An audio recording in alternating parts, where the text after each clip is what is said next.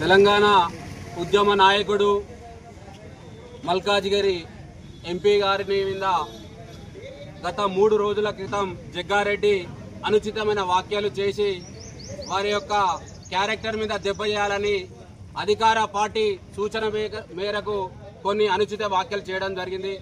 దానికి నిరసనగా ఈరోజు ఇల్లంతకుంట మండల కేంద్రంలో వారిది కాంగ్రెస్ పార్టీ పిసిసి అధ్యక్షుడి ఇద్దరిది దిష్టిబొమ్మ దగ్ధం చేయడం జరిగింది.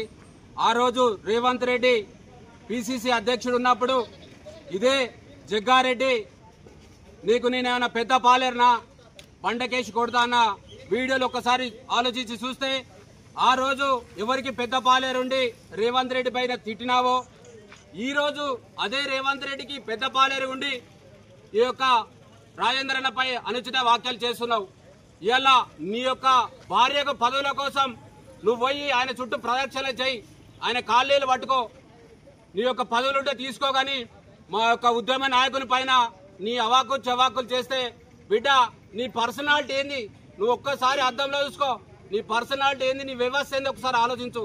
మేము మాట్లాడు మేము బరిగీసి గీత గీస్తే బిడ్డ నువ్వు ఇల్లు కాదు నీ సంగారెడ్డి వదిలిపెట్టి పోవాల్సిన పరిస్థితి వస్తుంది.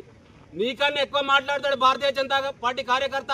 ఒక నిబద్ధత, ఒక క్రమశిక్షణత మా పార్టీ నేర్పుతుంది కాబట్టి మేము ఒక్కసారి మీకు హెచ్చరిస్తున్నాం.